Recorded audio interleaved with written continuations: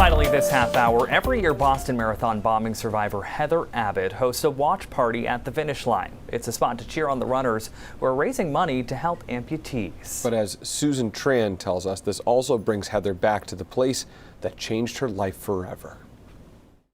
When I lost my leg, some of the questions I had when I was sitting in the hospital bed were things like, what kind of shoes am I going to be able to wear? What kind of clothes will I wear? Like, these were never things that I thought would be such a big deal, but they were. Those initial questions Heather Abbott had 10 years ago about what life would look like put her on a path of hope and healing. For me, being able to have, especially those cosmetic legs and my high heel leg, made me feel like I didn't lose something.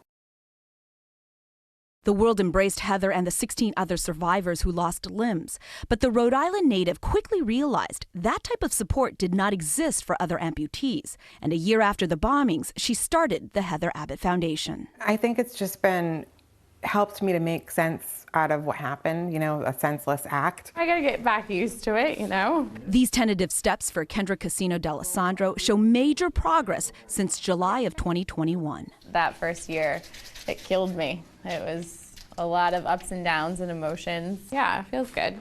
That summer, Kendra was in a motorcycle crash, and when the active wife and mom lost her right leg, she struggled to find her way until she met Heather. That woman has turned my whole perspective on prosthetics and limb loss right around. The high heel leg is very specific. It is designed for 4-inch heels. These expensive prosthetics, insurance companies consider luxuries and don't cover. But the Heather Abbott Foundation has raised enough money to already help roughly 4 dozen people, like Corey Tickle, who was in a lawnmower accident as a toddler. Sometimes I just wonder why it had to happen to me.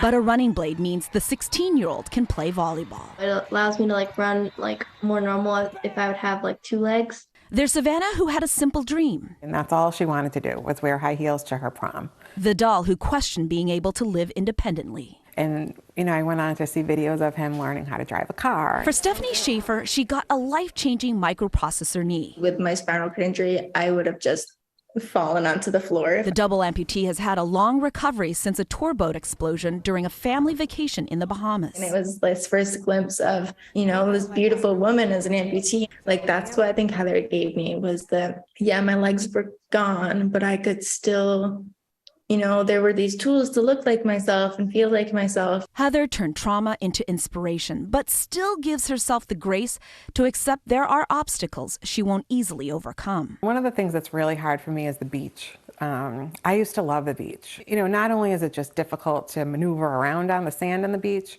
people are looking at me. It really reminds me of my limitations. Purpose continues to push her forward, bringing her back every year to the Boston Marathon. Now it's become an annual, triumphant walk across the finish line. For you to turn this around where you look forward to going, I think must be a big deal. I've had a lot of positive things happen in the last 10 years. I'm proud of the accomplishments I've had, and I'm most proud of... I don't need to meet the bars anymore. ...the number of lives that we've been able to touch.